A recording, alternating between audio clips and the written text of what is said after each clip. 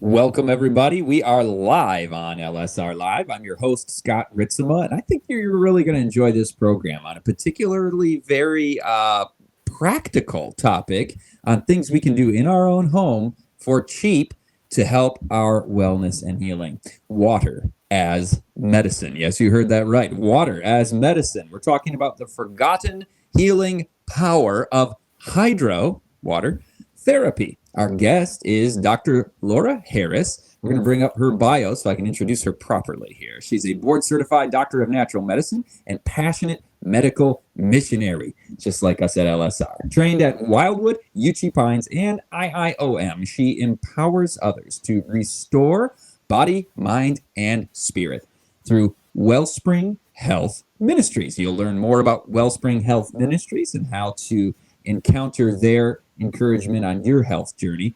Jeremy, let's bring up Dr. Harris. Welcome her to the program. And everybody listening, by the way, this is the guest you get to direct your toughest questions to as we head to Q&A a little later. We'll take your questions. There's the sponsor again, Vita Living Products at the LSR store. Help out that throat, nasal, and the hand sanitizer.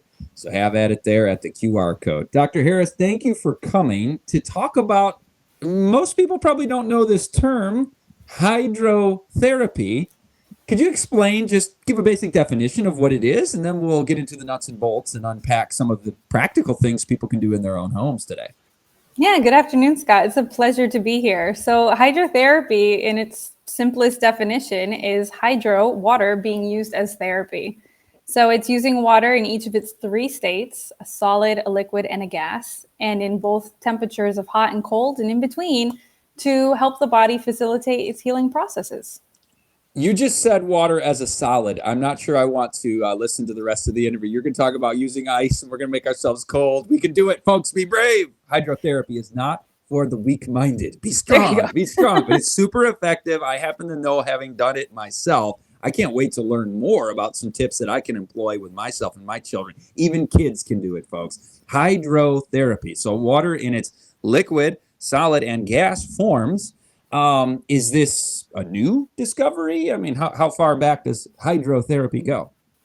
No, actually, hydrotherapy was a common practice at one point. It goes back to a gentleman named Sebastian Knepp. He was considered the father of modern hydrotherapy. And in 1849, he was able to cure himself from tuberculosis by, you mentioned cold and making ourselves cold earlier. He would take baths in the icy Danube River in the wintertime and then run back to his apartment and bundle himself up to make himself warm.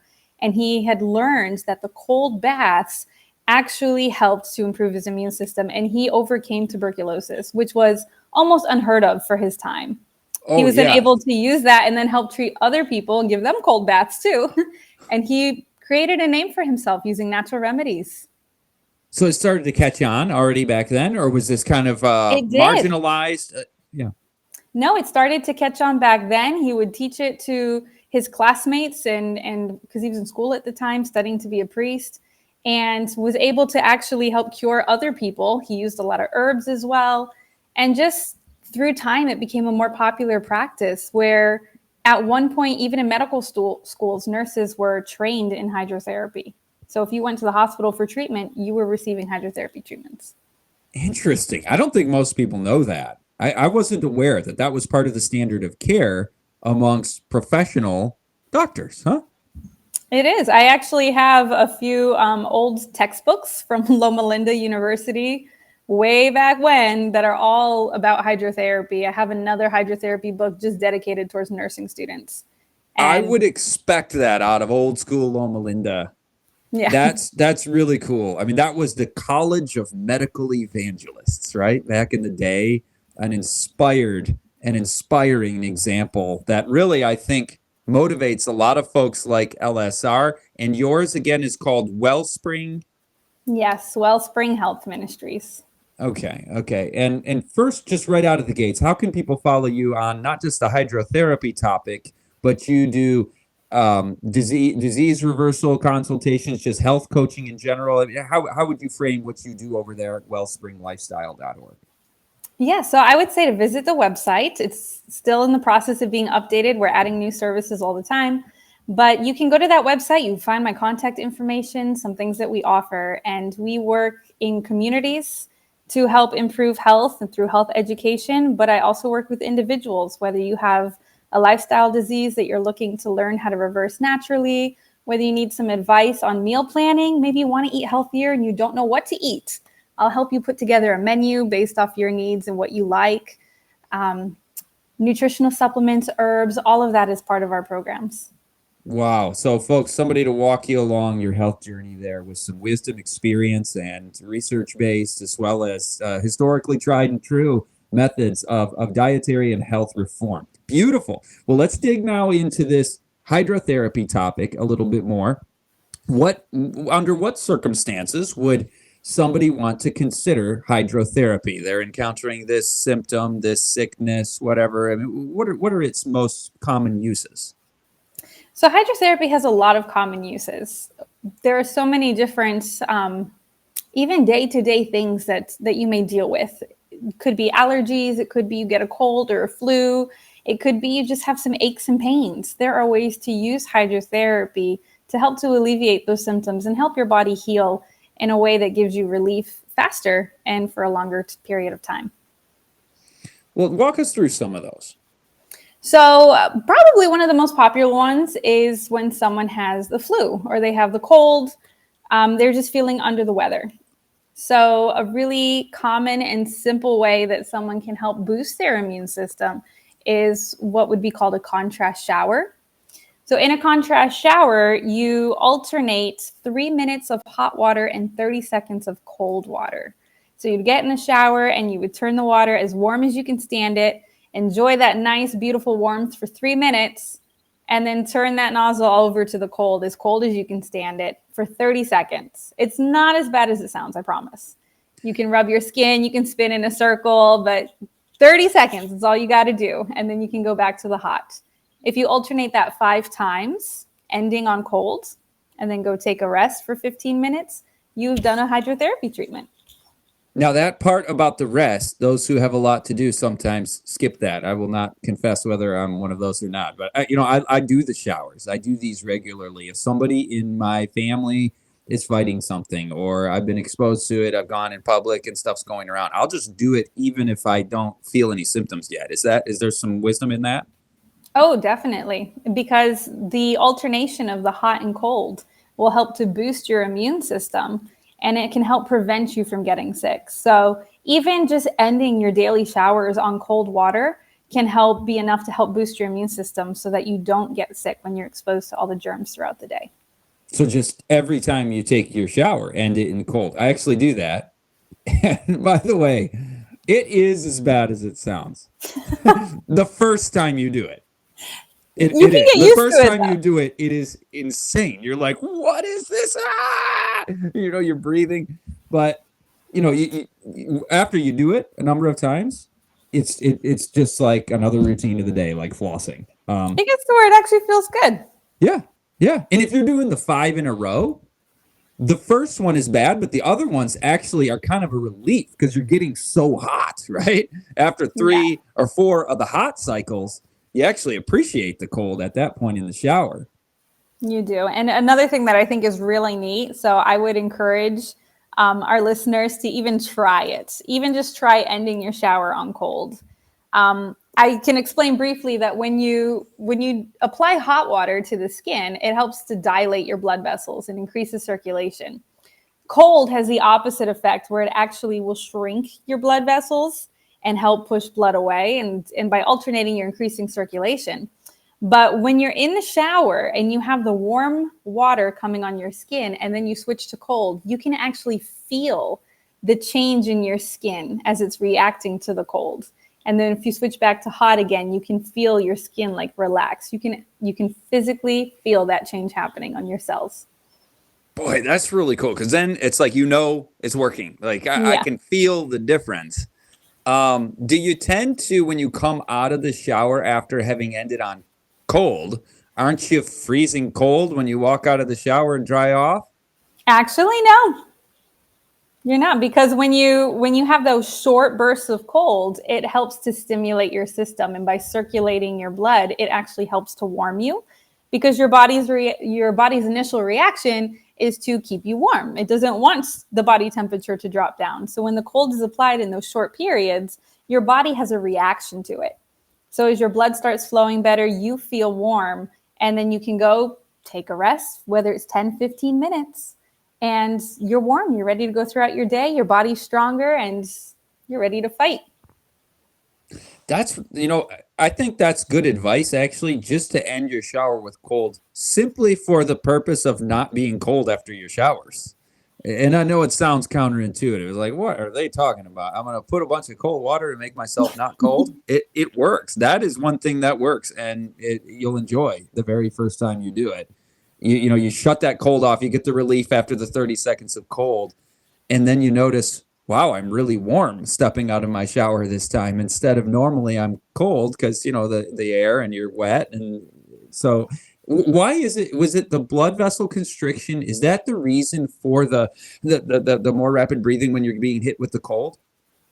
Yeah, so again, your body goes through different reactions. So the use of hydrotherapy is you have the properties of the water itself, which can aid in healing, the way it retains heat and the way it reacts. But the body itself goes through changes with temperature, and it's playing with your body's reaction. So again, when you apply those short bursts of cold, your body has a reaction that tries to speed up its processes to be like, hey, this is cold, we want to be warm. And then, yes, you get the more rapid breathing, you get like that shock, you can get more alert, and then your blood flows better too. Oh, wonderful. What is the lymphatic system? How does this affect that? The lymphatic system is a portion of our body that helps to eliminate toxins. So it pulls toxins out of your body and it kind of circulates, it stores it, and you have your white blood cells that can come and destroy it. And your lymphatic system exists right under your skin. It's not very deep. And sometimes when you're sick, you can feel maybe in your neck, like when you go to the doctor and they feel your neck, when you have a sore throat, you can actually feel swollen lymph nodes. Under your arms, sometimes you can get swollen lymph nodes. And that's when your body's fighting an infection and storing some of those toxins.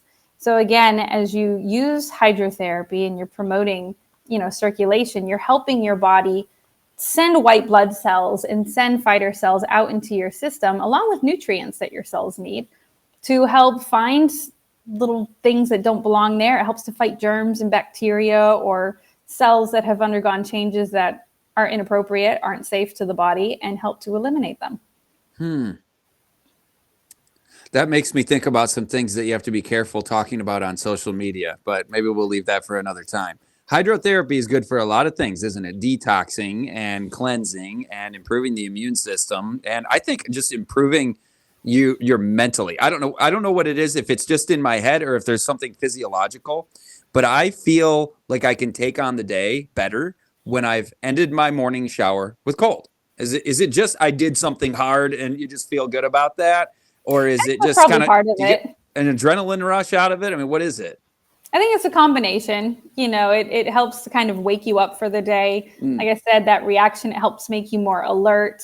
And then probably it is the fact that you did something hard. So if you could do that, you can take on what's coming next. Okay, I got a question. You were mentioning the locations of the lymph nodes, and especially, potent locations there, concentrated locations under the arms and the neck and stuff. Is it helpful when you're doing a contrast shower to hit those areas, to target those areas more with the cold than the rest of the body, or is it pretty much all the same?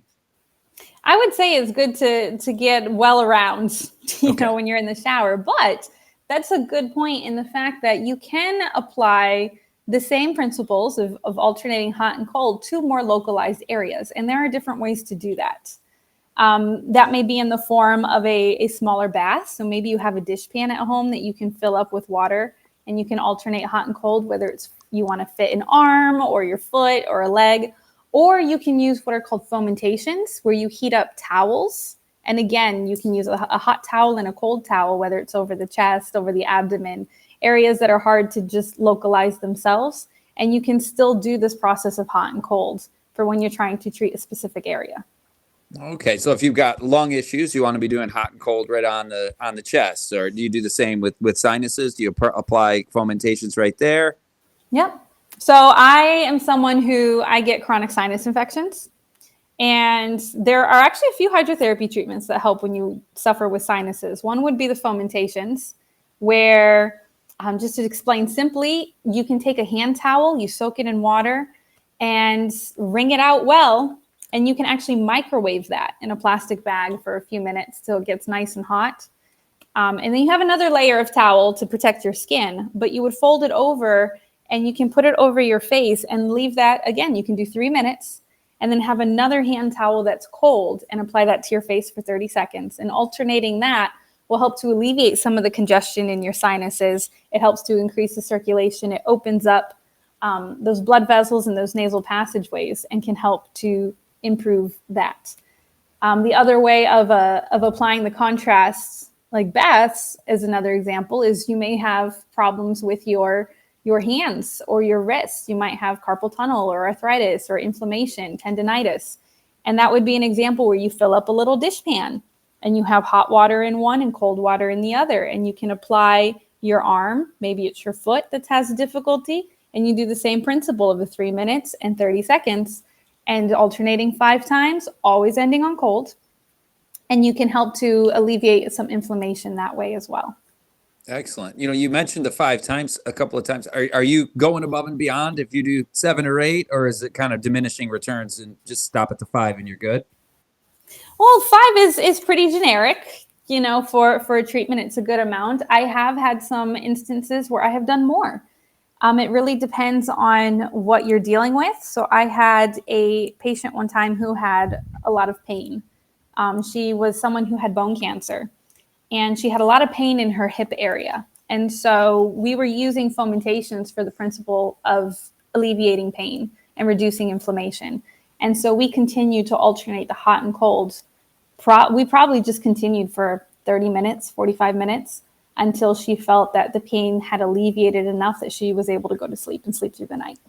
Oh, that's beautiful. So it's even helpful just for pain mitigation. Like I've hurt my back before, picked up a log about 8 years ago, and it's never waiting for my new body when the Lord returns. Can't wait for the resurrection, because every once in a while, I was at a hotel just 2 weeks ago, and I was just leaning over. I was just, stationary, getting ice out of the ice machine. And turns out I needed that ice for another purpose, because as I was leaning there, the back just went, like I had just done something foolish, which I'm always pretty careful with it. And this time I was just leaning. So I get the ice and I put the ice on the back. I've been doing that since I was a kid. You twist an ankle playing around the playground or whatever, and you put ice on it. But do you recommend in that situation where it's not chronic pain, but it's an incident you've just encountered? Do you just like the ice, or do you like the hot cold treatments in a situation like you just hurt your back or you just sprained your wrist?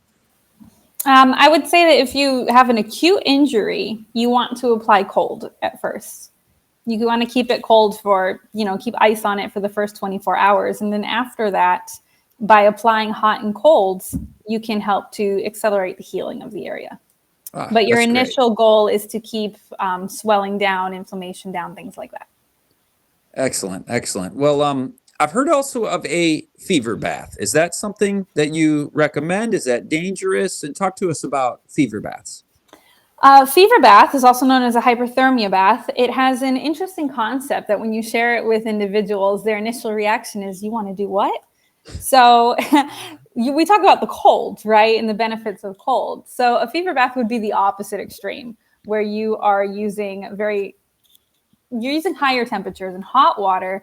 And the whole goal of this bath is to give someone a fever, an artificial fever. So you want to raise their body temperature.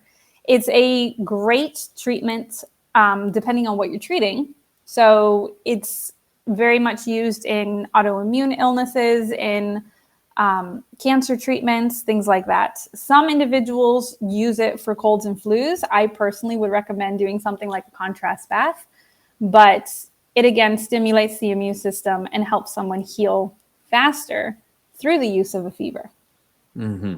That's not something I do regularly, because I did do it once during a certain pandemic. It's just like, I'm going to throw the kitchen sink at this, do everything under the sun. Yeah. I had my kids there with the cold towel on my head, and man, that was torture.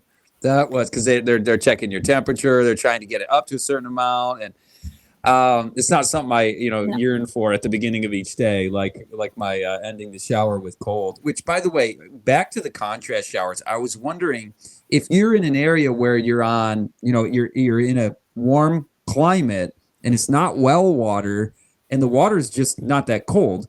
Is there any use in doing the contrast shower if that water's coming out at 78 degrees or something?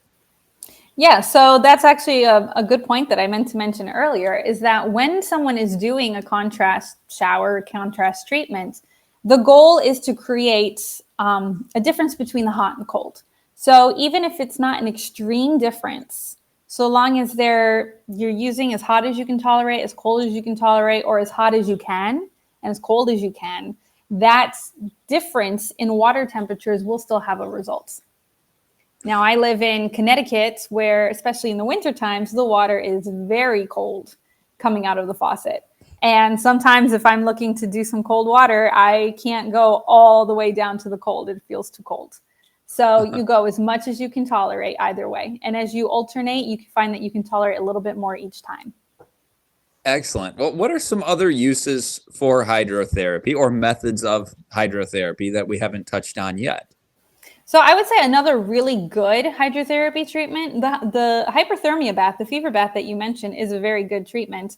The difficulty with that one is that you can't do that one by yourself. And that requires a little bit more training to do because since you're giving someone a fever, you want to make sure that someone's there to help monitor your vitals, monitor your temperature and things like that. So that's typically not one that I've trained individuals in unless I'm training family members to help someone who requires it. But another good treatment that you can do at home that you may not need as much assistance with is actually called a hot foot bath. And that can be used for headaches. It can be used for congestion. It can even be used for blood pressure. And that's something that's a little bit easier to do. So having your feet in hot water helps with blood pressure. That's interesting. Yeah, so the way that you would do a hot foot bath is you would have a tub of water that you can submerge your feet in. The deeper you can submerge, the better. So if your calves are in the water as well, you get a better effect. And you have that water as hot as you can tolerate it. And then the rest of you wrapped in a towel, including the water, and you kind of sit in there and toast up a little bit. And as your body warms up, as you have the hot water at your feet, it helps to pull blood to your lower extremities. It helps to alleviate congestion in the head, in the chest, and it has a calming effect as well. Some people feel very cozy and comfortable in that. And so it alleviates the congestion in the chest during a cold or flu. It's great for headaches, like I said, and migraines. And I have found that by using that treatment on individuals who have issues with their blood pressure, you can help to lower it. That's fascinating. I feel like I've seen, like when we were kids, in the cartoons or whatever, the sort of stereotypical somebody's gotten sick, and they're sitting in a chair, their feet are in a hot foot bath, they've got a thermometer sticking out of their mouth. Like this is actually somewhat common, isn't it? I mean, going back decades at least. That's why. What is the name of this program? The Forgotten History or something like that of hydrotherapy. This is lost wisdom from generations past that you're trying to bring back to people, aren't you? Yeah, you definitely. I can picture one of those cartoons in my mind right now that you're sharing. So it definitely used to be more common. And some individuals, I'm able to even recommend to them if they don't have assistants around to completely wrap them up by sitting on the edge of your bathtub with some hot water in it and keeping a cold cloth on your head. And again, it's a forgotten treatment that really does a lot of benefit. Okay, so cold cloth on your head, hot for your feet. How is that helping with headaches and congestion? Like, what's the mechanism there? So like I mentioned a little bit briefly earlier, when you have the heat, it causes dilation of your blood vessels, which pulls blood to the area. When you apply cold, you have the constriction of your blood vessels, which pushes blood away from the area. So when you have a headache, and you have extra congestion in your head, when you have the flu and your lungs are acting up and you're full of gunk, by having your feet in the hot water, you're kind of pulling everything away from your upper area. And by having the cold cloth on your head, you're helping to facilitate the movement of that congestion away from your head and from your chest. Fascinating. You mentioned allergies earlier, and I made a mental note. It's like I want to come back to that one. This is as we record there, as we present this live here in May. A lot of people are getting into some allergy seasons in their various different climates. So, how can this help with allergy relief? So again, it helps to strengthen and fortify your system so that you can better deal with the difficulties around. Another thing that actually might be good for allergies, as we're mentioning different treatments, is a steam inhalation where you breathe in some saline water. You can take a pot and boil it on the stove. You can put some salt in there and you cover your head and just breathe in some of that saline water. And it helps to clean out your sinuses so that you can breathe better. It helps to mitigate the symptoms of allergies. Oh, fascinating. So there was water in your gaseous form. You discussed the cold. I'm guessing when you're Yep, there putting you go. cold on your head with your feet in the hot, you got that cloth in the ice, or when you're doing fomentations where you got hot cloth, cold cloth, you got that in some ice water. So we've hit ice, we've hit liquid, and we've hit the steam there. That Do was you good ever steam, yes. recommend? Yeah, exactly. Do you recommend any essential oils in that breathing that in, or just the salt? Well, salt is very beneficial, so I would definitely say have salt. And if you have essential oils on hand, you might want to use a little bit of eucalyptus or a little bit of mint. Again, you want to use a minimal amount. You only need like 1 drop, and that can be beneficial as well. And Some even like with just oregano. 1 drop, yeah, if you put just 1 drop in and your nose is like right on top of it as soon as it hits the pot, it still can be a little It's very strong. strong. Yeah. Yeah. So I always drop it and then come toward it and then do kind of this like you learned in chemistry class in high school, right? So Make sure it's not too strong. yes, for sure. So, okay, what have we not hit yet as far as, if you're giving a hydrotherapy course? I know you teach on these things, you do the consultations, and I've been throwing my questions out, but what else is some of the essentials that we haven't touched on? Well, I would say one of the big things that I bring up in my class is that regardless of what hydrotherapy treatment you're doing, there are certain principles that you need to follow. So first of all, you want to know exactly why you're doing the treatment. Okay, you want to make sure that what you're trying to help, that the treatment that you're applying is beneficial for it. And so that's a big one. But then there are certain principles. So I mentioned, like in the hot foot bath, about having cold applied to the head. You mentioned, like with a fever treatment, one of the keys of that kind of treatment is, again, keeping the head cold. So anything that you're doing that requires heating up the body, you want to make sure that cold is applied to the head, because you can end up with a headache or dizziness or things like that. So the head always cool is a big one. And then keeping the person hydrated is another very important aspect, especially, again, in treatments where you may be heating someone up, like a hot foot bath. You want to make sure that they're hydrated, because as they heat up, your body is, again, trying to maintain its body temperature. You may begin to sweat and you lose fluid that way. So you want to make sure you're hydrated. You want to make sure that you're not getting any drafts afterwards by keeping yourself warm. And that's part of why it's important to end on cold whenever you do a hydrotherapy treatment. Like you mentioned earlier, it almost sounds counterintuitive to end on cold when you're doing something warm, because then you're going to be cold. But it actually helps to close off all of those blood vessels and helps to protect you from getting drafts and getting chilled.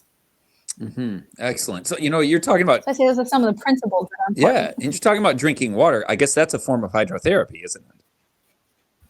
Yeah, it's like an internal Yeah. How does hydrotherapy. So that yeah, help? drinking water is very How does important. drinking water, like basic, somebody's like, I got to get this essential oil and this exact herb and this exact product at the pharmacy and whatever, where it's like, no, did you start with, are you drinking water? How much, why is water so important for the immune system? So water is important for every aspect of our body.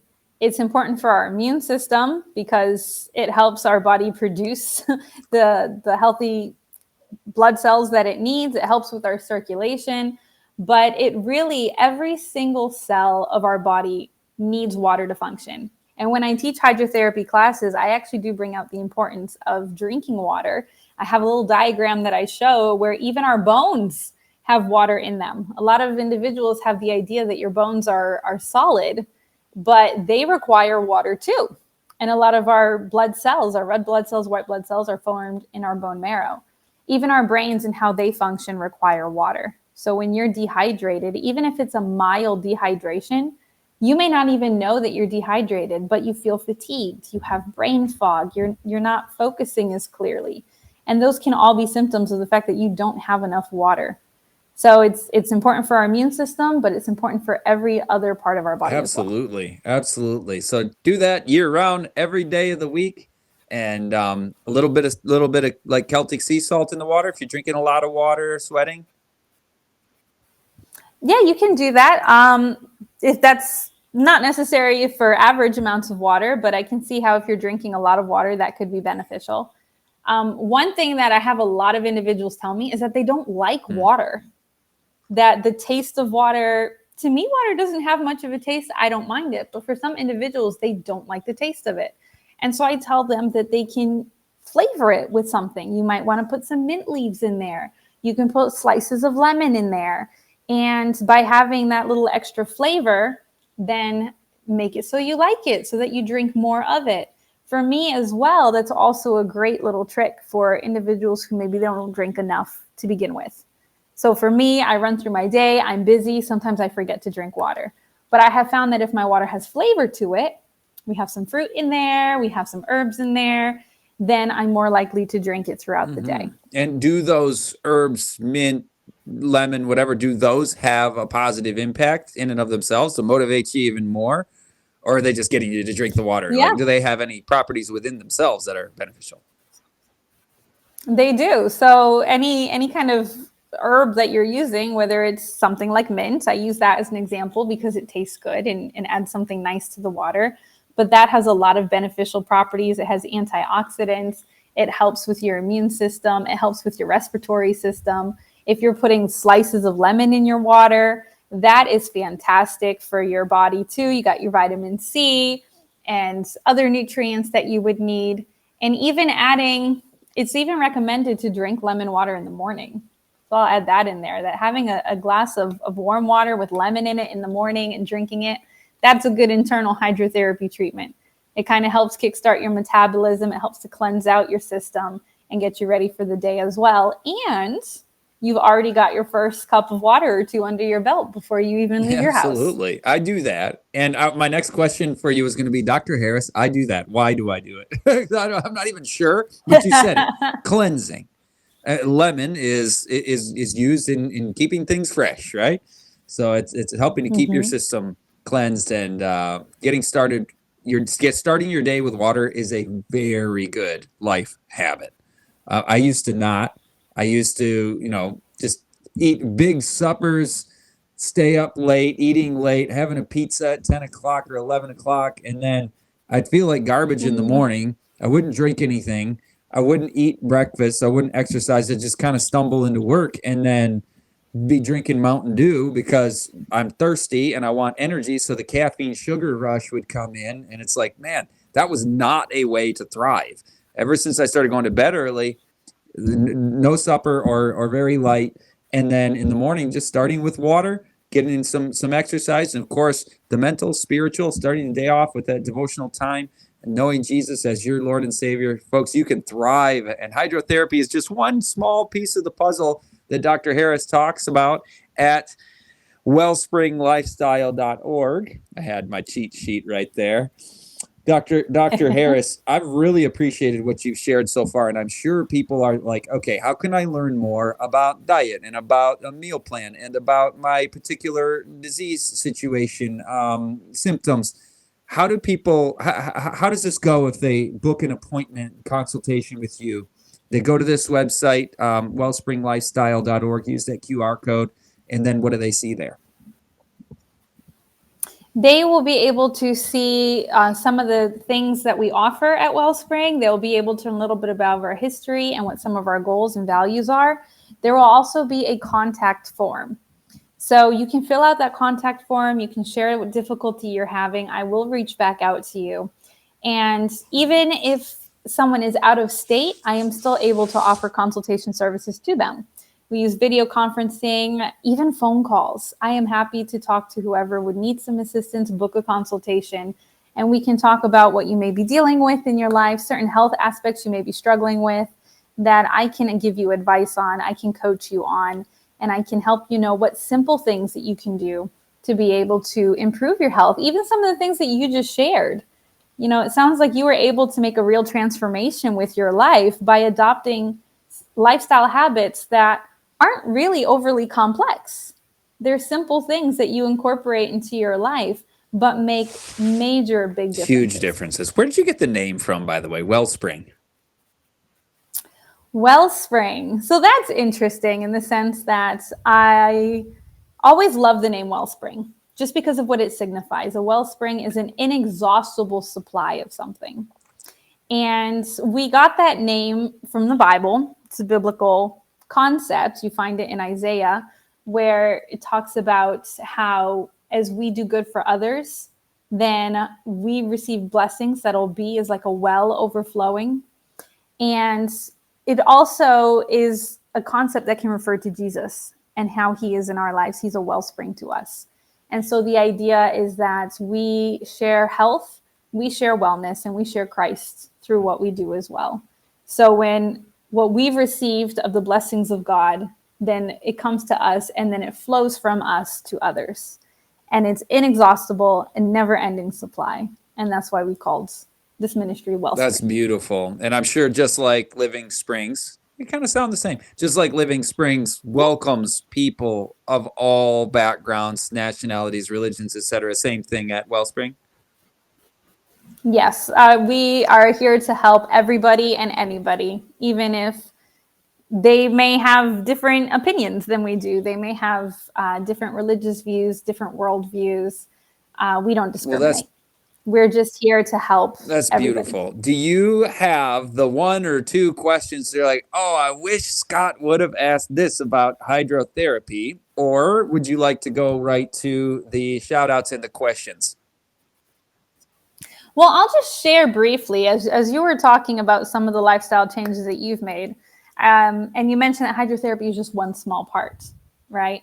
So our lifestyle is made up of all the choices that we make, you know, during the day about what time we go to bed, what time do we get up, what do we eat, how much water we drink. All of that ties in. And you mentioned about getting rest as well, and the spiritual, your devotion time every day. And just kind of circling that back to where we started this conversation in the beginning with Sebastian, who was able to cure himself from tuberculosis. So as he went on and he was able to study more about health and more about the body, he came up with what he called 5 pillars of health.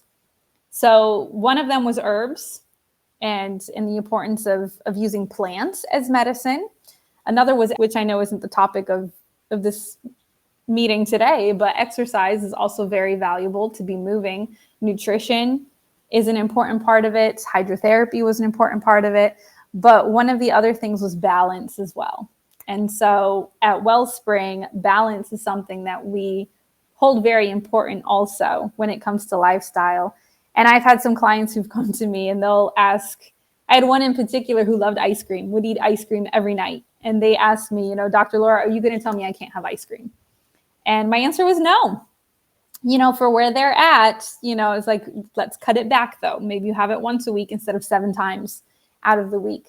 So when we work with clients, we try to take them where they're at and gently lead them along instead of making drastic changes all at once. We want health to be attainable. And we want to look at a whole picture because our health is physical, it's mental, it's emotional, it's spiritual.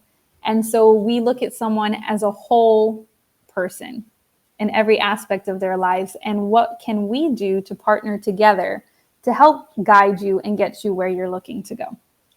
So I just wanted to bring out that fact again, that yes, hydrotherapy is beautiful, it's important, but it ties in with a wider lifestyle picture as well. I think that's important to mention because as folks visit your wellspringlifestyle.org, you know, we're talking about hydrotherapy, but what your ministry is about is really mostly about other things Hydrotherapy is one thing that we happen to have you on to talk about the first time. I hope you're coming back. I hope that we can have you regularly to talk about some of those other pillars. But for now, let's say hi to our live audience, Jeremy, who's watching and from where, and we can take questions. But yes, hello to Abby Road. Thank you for the compliments to the channel. We're very honored to receive that and to serve all of our viewers. Who else is there, Jeremy? Thanks, Abby. Louise says, how can they stand it? It's got to be painful. I think that's probably the reference to the 30 seconds of cold. Again, the first time you try it, it does seem like an eternity. And it's like, I'm never going to be able to adopt this as a lifestyle. Keep with it, and it becomes so second nature. You can do it. In fact, you'll get to the point. I can be honest with this. I enjoy the closing scenes of the shower more with the cold at the end because I'm warm after my showers when I do the cold at the end. I know that sounds crazy. Like the first time you do it, you're like, he's just making that up. That can't possibly be true. I would not fault you for that because the first time is a torture session. But when you get used to it, just keep doing it, keep doing it, keep doing it. But Dr. Harris, what's your take on that question? I would reiterate as well is the fact that, again, if you feel like you're just starting out, you're new to cold, ending your showers on cold, you don't have to turn the dial all the way down to as cold as it goes. So do what you can. If it's just, a little bit cold, enough where you're like, ooh, that shivers, do that for 30 seconds and then turn it back to hotter. But then the next time say, okay, I'm going to try to go a little bit further. Because I'll admit, I'm actually on the spectrum where I like hot showers. So for me, when I started looking to end on cold, it was difficult for me because it was too extreme. But if you gradually work it, then it's easier to do. And then also, while you have the cold, it makes it easier if you rub your skin, you spin in a circle. But the movements while the cold is happening as well can make it easier to stand. And when you experience the health benefits of it, when you feel more alert, when you feel stronger, when you're not getting sick as often, then you're going to enjoy the cold even more. Absolutely. And by the way, with kids, you can do this with kids. Just do what Dr. Harris just recommended, just not quite as cold, then just some amount of contrast does help. I learned that. I'm always like, what's the most extreme I can do of this? That's just a personality. I did not know what you shared, that if there's some contrast, it's benefiting you. It doesn't have to be as cold as humanly possible. So that'll encourage you to get started. And folks, you should also know Dr. Harris is going easy on you. I've heard presenters on hydrotherapy say that you need to do it for a minute. She's saying 30 seconds. I do 30 seconds. I actually am not going to that extreme. That's not one that I really want to relish. It's like, okay, I heard somebody say 30. I'm going with 30. So you think a minute is just not necessary, huh? So that would fall under the realm of more prolonged cold, which has its own benefits as well. It's not going to hurt you. If you want to go for longer cold, but for the purpose of what we were discussing today about boosting your immune system, kind of preparing for the day, 30 seconds suffices.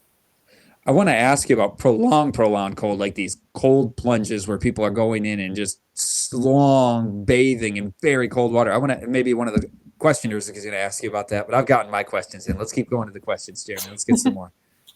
What state is your program in? I believe she said Connecticut. Thank you, Tony. Yes, we're located in Connecticut. Wonderful. Who else is there? We've got Massa. Is it healthy or unhealthy to take a cold shower regularly? It would be healthy. It's not unhealthy. So again, we're talking about the premise of the cold and the benefits of cold. It helps to stimulate your system, and you're not going to experience a lot of negative effects from doing that. So if you take a cold shower every day, then enjoy your cold shower, and my respect to you. Yeah, me too.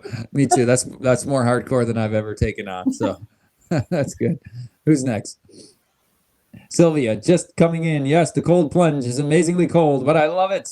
All right. That's good. I like your attitude, Sylvia. That's contagious in a good way. I think the love of hydrotherapy is spreading through this live stream. Thank you for contributing to that. That's something to build up to. You build up to a cold plunge by ending your showers in cold. All right. NASA says, how does hydrotherapy work intermittent fasting and OMAD. This is excellent sacred knowledge. Thank you. Oh, thank you for being here and for listening. I'm not sure what the OMAD is. I'm not either. I was reading that, hoping you'd bail me out on that one. Massa, maybe you can chime in and Jeremy can get that in the queue and we can follow up with OMAD. But what about intermittent fasting? How does it relate to this conversation? So intermittent fasting, so that would be another example of something that should be a regular health practice and that's beneficial, but it's recently gotten like a new name. So like you were sharing earlier about not eating the heavy meal at nighttime by maybe skipping dinner or just eating something light and then not eating anything until breakfast the next morning. That is essentially intermittent fasting. And it's very helpful because again, when you eat all the time, it kind of creates your system to become more sluggish. It makes it slow down. You're not able to digest everything properly and get the nutrition benefits that you should be getting from your food. And so intermittent fasting is very beneficial. Snacking, like eating between meals, like even making sure that you're not snacking, that kind of falls under the umbrella of intermittent fasting. And it's very beneficial. Hydrotherapy would work well with that because hydrotherapy is also a lifestyle practice that can be beneficial, adding it to your day. Like we were just talking once again about adding the cold to your showers, but doing that and by not eating late at night, by practicing that intermittent fasting, you are doubling up some healthy benefits. And the more healthy lifestyle practices that you add into your life, the better health you'll experience. Excellent. Thank you for that answer, Dr. Harris. Thank you for the question as well. Unsweetened carbonated water, negative? So I just spoke with someone recently, actually, that they don't like water. So I think this is back when we were talking earlier about how some people who don't like water, and they were drinking a water that was naturally carbonated spring water. And someone told them that they couldn't drink that because it was unhealthy to them and that you had to have flat water. In their case, I told them drink it because they're not drinking any water at all. So something is better than nothing. But when you have certain chemicals and things that are added to the water to make it carbonated, and if there's other flavorings in there that are unbeneficial, it may not be your best option. Natural flavors. Yes, that's what I'm thinking of. It may not be as beneficial. So that's why my preference is just regular water. You can get spring water. I actually have a bottle of Poland Springs right here. And then adding something to it like lemon or mint, or even I've seen people add strawberries and pomegranate seeds or orange slices. I feel like that's a better way to go. See, this actually natural flavors. Real natural flavors. Yes. Who's next, Jeremy? Nawawi says, hello from South Korea. Wow, hello, that's pretty neat. Thank you for joining us. Around the globe. This is such a cool technology. I'm so glad to be here with all you guys from Northern California. Beautiful country there in Northern California. I've actually never been to California. Oh, it's the most beautiful state because it has so much variety. I mean, it's just incredible. From Southern California, says Candy. Thank you. Welcome from Southern California. Oh. I lived in Riverside for 5 years with my wife. Thank you for sharing this wealth of knowledge. God bless you, says Jibo. Wonderful. You're welcome. We're glad to be here. Thank you for being here and listening. El Rose is listening from New York. Thank you for sharing this. Awesome, El Rose. Thanks for being with us. That's more my neck of the woods. Yeah, exactly. There's from Oregon on the other side of the country, from Sharon. Welcome again, Sharon. And Anna, my nervous system is very sensitive. Even a gentle massage can make me feel sick. Mm-hmm. The extreme hot or cold makes my blood pressure drop too much. What can I do? So, I will say there are some herbs that are beneficial that can help with nerves. So you have adaptogenic herbs that help deal with stress. Things like ashwagandha has gained popularity recently. I would say if a massage makes you sick, don't do a massage. It's not 100% necessary. Extreme hot or cold, if it makes your blood pressure drop, then in your case, you would be what's called contraindicated, which means you shouldn't be doing those kind of treatments. So I honestly would need a little bit more information from you, Anna, as to what health things that you're dealing with to be able to recommend something specific for you. But I would say to do things that you can tolerate. So like we were saying earlier, that you don't have to go to those extreme temperatures. Just do what you can and what feels comfortable to you and what your body tells you, like this works, this is helpful, it's not making me sick, my blood pressure is not going crazy. You start there. And then by having overall healthy habits, so we were mentioning about, nutrition, like eating well, by making sure you're hydrated.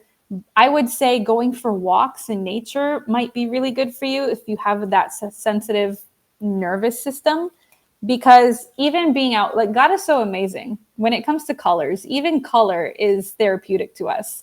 And the colors of green and blue, which I see are the Living Springs logo colors, it's my logo colors as well, but they're very calming colors and they're revitalizing colors. And so when you look outside, you notice that predominantly the two main colors you end up seeing are blue in the sky and green in the trees and grass. So even by going outside in nature and getting the sunshine, taking deep breaths and going for walks and exercising, that might do a lot for your nervous system to help benefit it. Mm-hmm. Yeah, and I'm sure all of the principles, Anna, that you can learn from Dr. Harris over at Wellspring.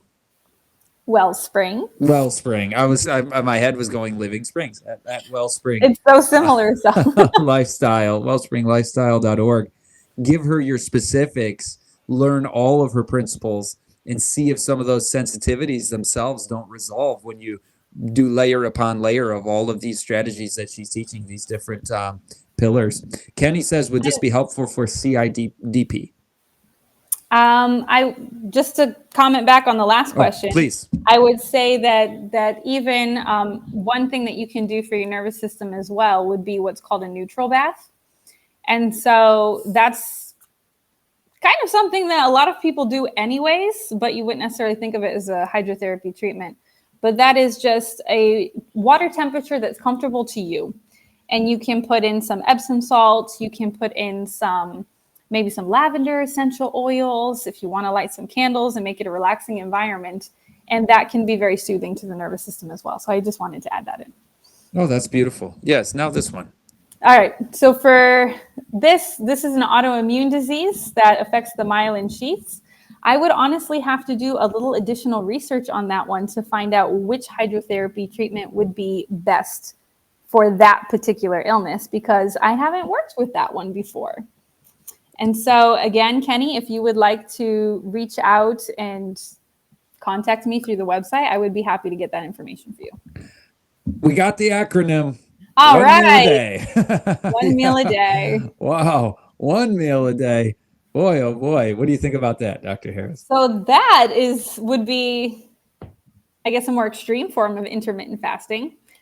I would say that depends on the individual. I wouldn't recommend that for long term, just because our body needs a certain percentage of calories and nutrition in order to function and in order to run properly. And so if you're doing it as a form of fasting, then that can have some beneficial results. But over a long term, if you're not getting the right nutrition and the right calories that you need, then that might become a little bit more problematic. I feel like the best recommendations as far as meal plans goes would be the 2 meals. Maybe you have a mid-morning breakfast that's a very large, the old saying, breakfast for a king, lunch for a queen, and dinner for a pauper. So you have a well-rounded breakfast that helps to fortify you for the day, and then an afternoon meal. And for most people, that is enough to sustain them for the day and get them their nutritional needs. There are some individuals where maybe they do more manual intensive labor, where they work outside in the field, and they may need a third meal, like later in the day, to give them a little extra nutrition and energy to replace everything that got burnt up during the day. But for most people, 2 meals are good. But thank you for explaining that. Yeah, TMAD, TMAD. 2 meals a day. Awesome. I will Thank you, say, you Elro. make me think of an individual that I had. So I will say it's possible to be too healthy. That may sound counterintuitive, but there are certain things that I've learned over the years.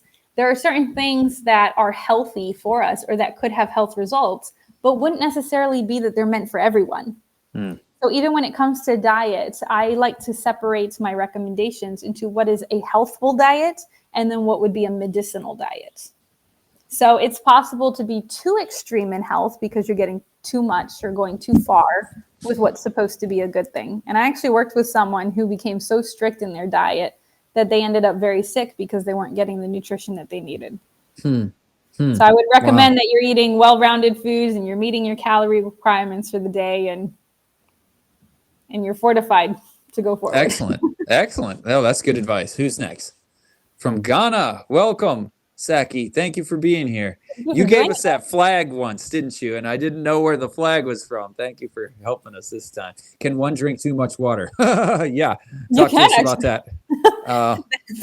I had somebody ask me that the other day, actually. Yes, you can drink too much water, but so when you drink too much water, what ends up happening is you end up flushing out your system and flushing out all your electrolytes and everything. And I think that's what you were mentioning earlier about putting Celtic salt or something in the water to help prevent that. But for most of us, the issue is not about drinking too much water. We don't sit and drink a whole gallon at a time. For the majority of us, we don't drink enough water every day. So yes, it's possible, but it's not very likely. You could hypothetically really hurt yourself too. If you just guzzle a ton of water, like enough will get down that throat to the point where you can hurt yourself, right?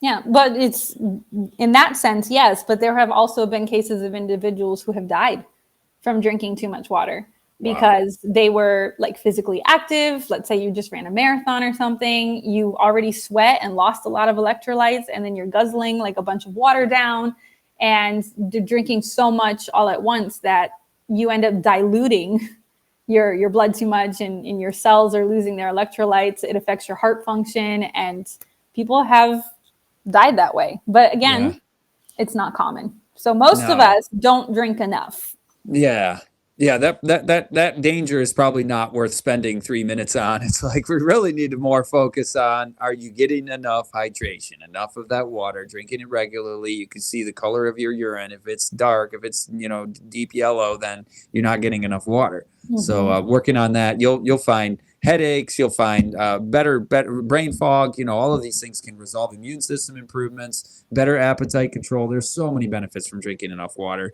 Make sure you're drinking enough water, folks. That's hugely good advice. We'll do a whole talk just on that. Come back next time on water. Who's next? Jeremy, we can take 2 more. How about, I've been a 1 meal a day for a decade. I think it's vital. Well, congratulations to you. If that works for you and your body and it meets your energy requirements, then good for you.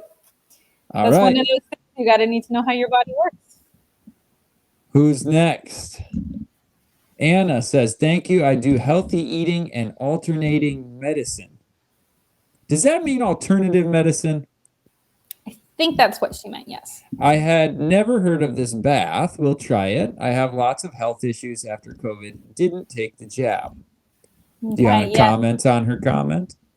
Well, I'll say to try the bath and see if that benefits you. And again, incorporate that with some light exercise and spending time out in the sun. Sunbathing would be another one. And, by incorporating those into your daily lifestyle, you might reap good benefits. I'm thinking about that 1 meal a day thing still. And I'm wondering if in order to get sufficient calories, you're eating a low fiber diet to have more concentrated calories at the 1 meal so you're not wasting away. And with low fiber, are you increasing risk like for colon cancer? Yeah. Potentially. So I personally... That same guy, Anana's daughter, says, can you speak about colon hydrotherapy? There you go. That popped up. I didn't even read that when I posted this comment. That's interesting. Glad you're here, brother. Appreciate that. Yeah, thanks for joining us. So colon hydrotherapy, there are like 2 main things that I think of with that. One of them would be a colonic, something's called a colonic, and the other would be an enema. And these are 2 things that they're very similar. So most of us are familiar with what an enema is and the benefits of that. That's helpful if someone is constipated. Maybe they're not having regular bowel movements. A colonic is similar concept, but it's done with a machine that uses like a gentle vacuuming, like suctioning power, where you fill in with water. Water is inserted into the colon and then is gently taken out and then repeated. And the water can go a little bit higher in the colon and in the intestine than a regular enema would. I will say that a lot of individuals may overuse this. It's beneficial to do as a cleansing, but I've worked with some individuals who they do things like enemas frequently because they say that they have trouble with their bowel movements and they rely on the enemas. I had one individual who could not use the bathroom without an enema. And I will say that if you use something like that too often, then your body gets lazy in a sense. So your colon figures, I don't have to put in any work because they're going to be doing it for me. And so if you overuse it, it can have a negative effect where then it does make it harder for you to use the restroom. So it has its place. That would be one of those things that we talk about balance. So if you find that, again, you're just doing a cleanse, maybe once a year or something, that's great, good for you. But if you're finding that you need colon hydrotherapy more often, then we would be looking at other lifestyle practices like your diet and your exercise. Oh, that's very helpful. Thank you, Dr. Harris, for that. And thank you, Honest Doubter, for being with us. Book an appointment for a consultation with Dr. Laura Harris over at wellspringlifestyle.org. And hope to also have LSR book another Dr. Laura Harris visit, because I think we have a lot more that we can engage with our audience on from your wealth of knowledge, from your studies and your experience. So we're very honored to have had you today, Dr. Laura, and each of you listeners. We're really blessed that you are in this audience, a part of this community. And whether you comment or not, whether we're able to get to your question or not, we appreciate every single one of you. You can go to livingspringsretreat.org. You can go to wellspringlifestyle.org and engage more there. Or see you next Wednesday. Jeremy, who's our guest next Wednesday? Eden Valley. Shaniel, right? He's going to bring it up. But Dr. Laura, thank you again for being with us. And blessings to your work and those that you're reaching in Connecticut and beyond through your online platform. Thank you so much for having me. So it is Samuel Fisher about the Ministry of Eden Valley. See you Wednesday, May 28th at 4 p.m. Eastern, 3 p.m. Central, as always. And thanks to our producer, Christian Digital Network. From likes to lives changed. Please scan that QR code, subscribe to CDN YouTube channel, and next week's is pre-recorded. So you can engage in the chat, but we won't be able to put you up on the screen. And then at the end of next week, we're like, who's the guest next week, which would be the first Wednesday of June? And we didn't know at the time that we pre-recorded it. So stay tuned to the shorts feed. We'll announce the guests, and we are going straight through the summer.